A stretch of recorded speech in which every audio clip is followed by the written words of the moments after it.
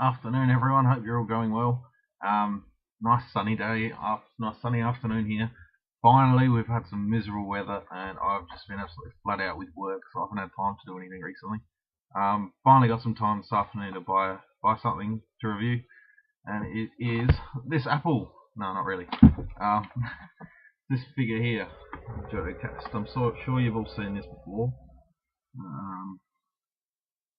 For those that haven't, I'll give you a look at him. Finally getting some decent sunlight outside now, so open up the windows and let the sun roll in. Starters, I didn't even realise this was released down here in Australia, so it was a big surprise to finally find him.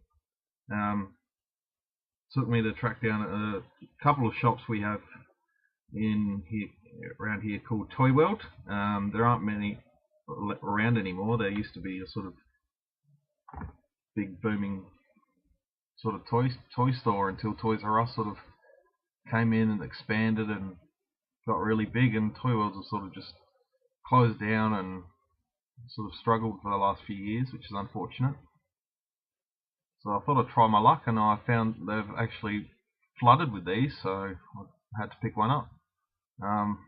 The one I went to, which is closest to home, they had them for $20. I wasn't really that keen to spend $20 on this figure. I probably could have picked it up on eBay cheaper, but I went and looked at another Toyworld, which is probably another 5 to 10 minute drive away from the other one, from where I am, and they had it on for $16, so I thought, why not? Pretty cool figure. See there's Shadow of the Dark Side packaging, just a Photoshop mock-up of Boba Fett. Obviously they've just photoshopped the colours to match Jodo's armour.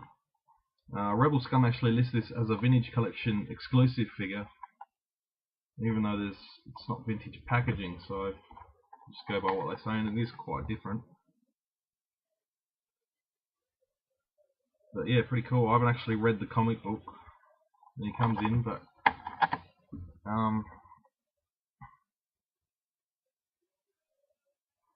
yeah, basically, from what I understand, basically what it says here, he impersonates Boba Fett because he wants to take Boba's reputation and make it his own, and I'm not 100% sure what happens to him, but wouldn't mind tracking down the comic book series with him in it. Or I don't know if it was a series or just a single book, but wouldn't mind tracking it down to have a read. Maybe I just thought I'd show you that. It's certainly not Saga Legends, like most of them have it written underneath there, and it's not Clone Wars, obviously. But, first things first, he doesn't actually come with that stand, but I just thought I'd use it for the review so I don't have to hold him, my fingers don't get in the way of the figure. Obviously he's just a repaint and a little bit of a rehash of a Boba Fett figure. I can't remember what one exactly.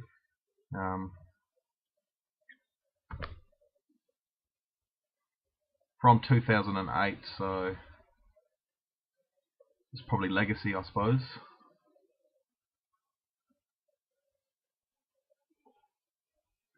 It does look like a really nice figure. His jetpack is removable. You can see, obviously.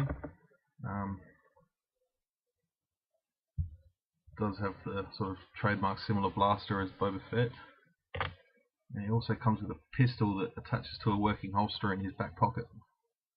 It's a nice little black pistol with a sort of a silvery finish over the top. Bit of weathering on it. I don't know if you can see the holster there. Yep.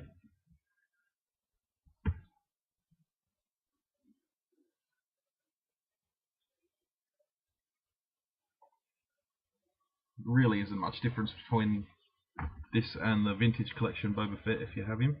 Obviously he doesn't have the cape. He still has the Wookiee braids, which isn't entirely accurate to his character. He certainly doesn't have them in the comic book picture there, so helmet is removable. Nice soft plastic, nice colouring on it too. Gives it something different.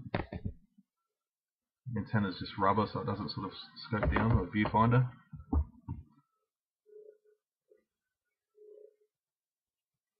Cool head sculpt too, really. There's nothing sort of special about it, but something different. And he does come in the packaging with his helmet off, so it would be awesome to have a carded version of this. So I might go and pick one up if I can scrounge up a bit of cash in the next couple of weeks. They've got plenty there, so got to get one to keep carded and keep on display in the packaging. It's pretty cool. Articulation wise, it does have a ball jointed head, ball in shoulders and elbows, swivels. If you know the Boba Fett figures, he's got the sort of swivel.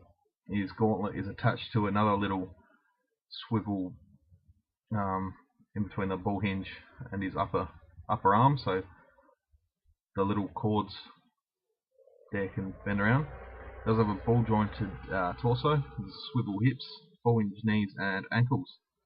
It's pretty well articulated and he just looks awesome. The weathering's a lot better on this one than the Vintage Collection Boba Fett. You can see it looks like almost looks like an acid wash sort of style finish to the paint.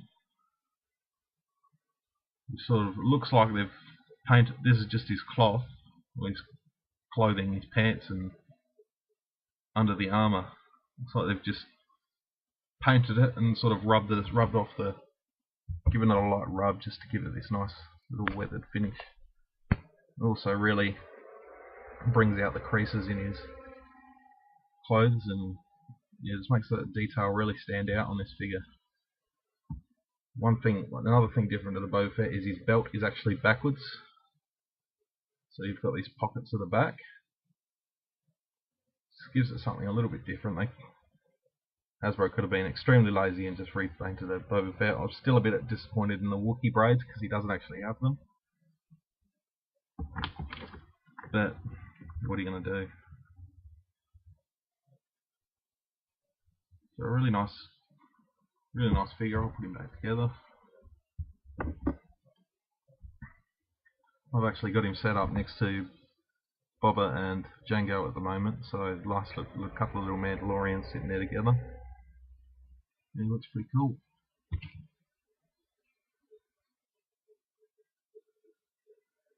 I haven't actually tried putting the pistol in his hand yet. Yep. Okay, it doesn't hold that very well in that hand. It doesn't hold it at all in that hand.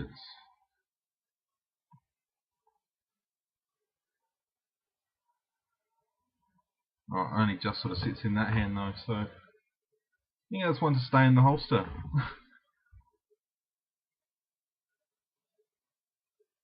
And the jetpack doesn't stay on very well, so I may have to just put a bit of blue tack in there just to hold it on and give it a bit of extra strength.